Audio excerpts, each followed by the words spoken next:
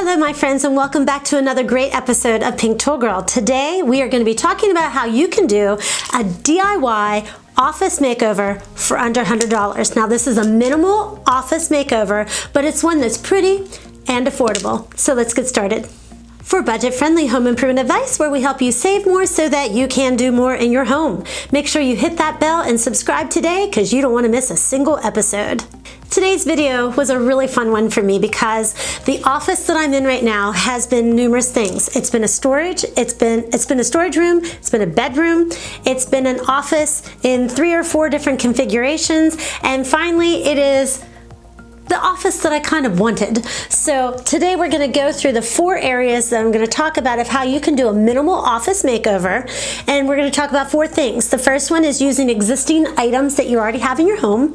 2, how you can paint those items with either spray paint or a can of paint in order to upcycle or reuse them in your home in a different fashion.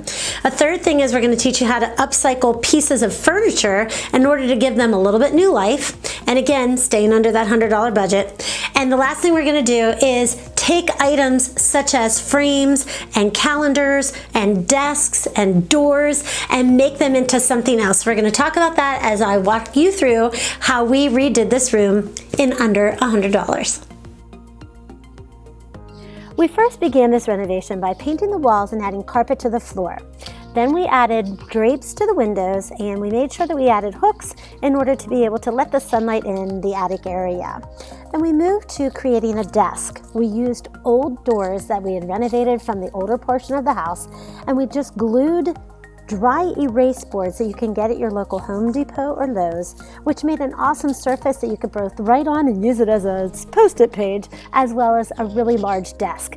All we did was mount the desk onto an old table that we had. Next, I needed an area to be able to store things that I didn't want to put on the desk area, and so I went to the Container Store and bought a system. It was very easy to install. I have a video that I used so that you could see how easy it was to add to your wall in order to organize those loose items that you don't want on your desk cluttering all the surface area, but it also organizes it and makes it look very pretty.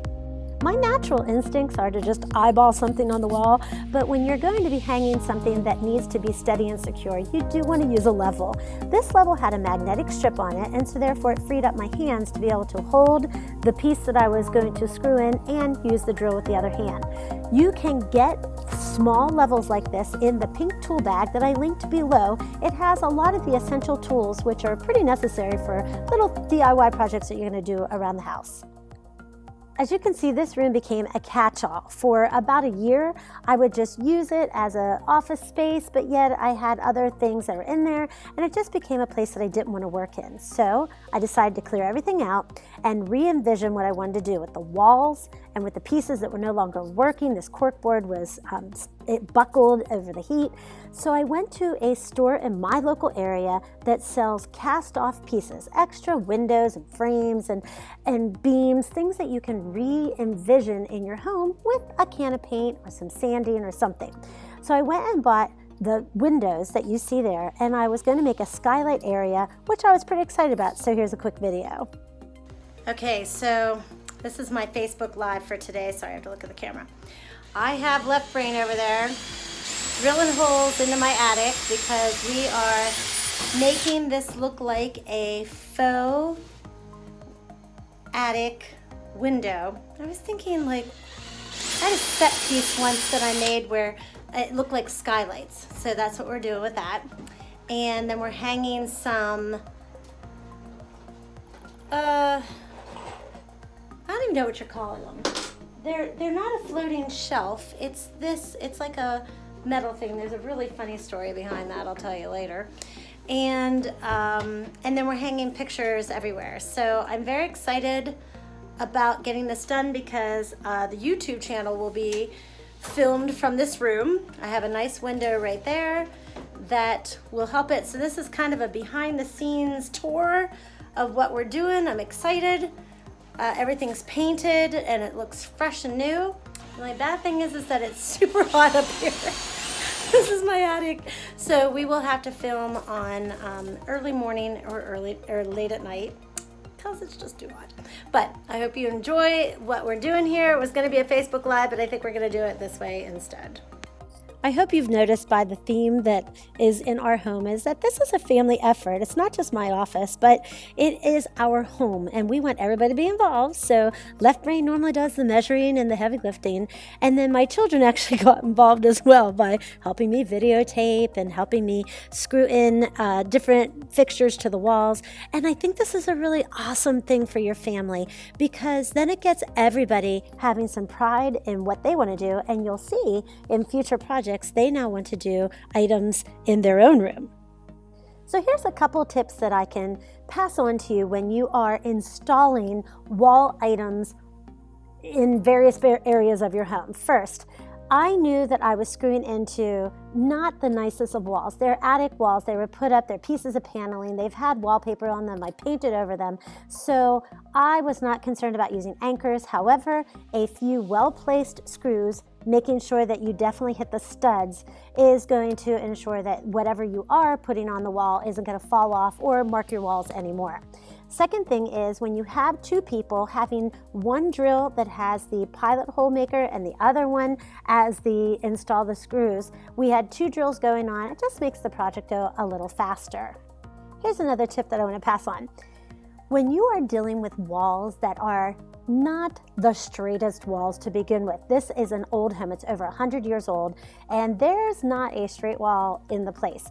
It's better to eyeball the pieces that you are putting up and make those straight rather than trying to follow the lines or the roof line, because in this instance it was not straight in any way. So therefore the items that are being put up can be the straight items, and it draws your attention away from the crookedness of the room. If you're going to be videotaping in your office, make sure before you finalize where everything hangs on the wall that you look at it from the lens angle in order to make sure that everything's placed accordingly so that your videos will look the best. When I mentioned in the beginning using items that you have had around your house and that you could just paint them, you know I'm an advocate of paint.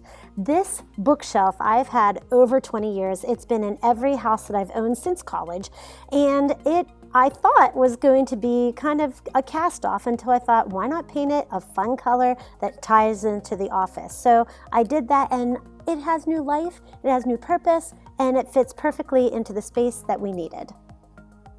Once you've determined the level of the items that are going to be behind you on the wall for video purposes or just for aesthetic, have your little helpers come on in and hang those items up. Now, what I like about these shelves is that if you get bored with the items that are around you, you can add or subtract the different frames or art or different pieces that you can add to the background of the area. Then let's address chairs. I've already done a video about doing a makeover on an office chair where you can use spray paint and new fabric, and it takes a couple of minimal tools in order to be able to have really big bang for your buck. Also, this mirror has been around in our house. It's been painted numerous times, but again, using some of those old items and a fresh can of paint makes it all the better. The last thing I wanted to show you is you can take things as simple as a stapler. Get some spray paint. I actually even added glitter because I like glitter, I like sparkly things. But instead of going out and trying to find a staple that was gonna now fit my new office makeover, I just did one myself. Simple project, simple can of paint, a little bit of glitter, and you've got yourself new items for your desk. So I want to recap real quickly the 4 things that we talked about that you can do for your easy DIY office makeover for under $100. Ways that you can save are repurposing existing office items, upcycling your furniture pieces such as your office chair.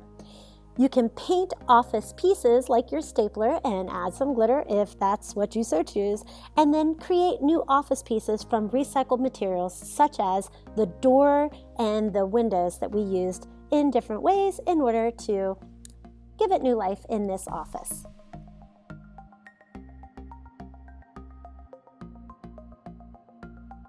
I hope that you enjoyed this office makeover. Like I said, it It has taken me 5 years to kind of reconfigure it to do what I want, or to give it the vibe that I've wanted, but I'm super excited about sharing the different things that we did in order to keep the cost down, but yet still get it to be pretty and the space that's good for you. So I hope that you got value out of this. If you want to download our guideline or checklist that can help you with your makeover, make sure you do that today. It's in the description below, and I hope to talk to you soon.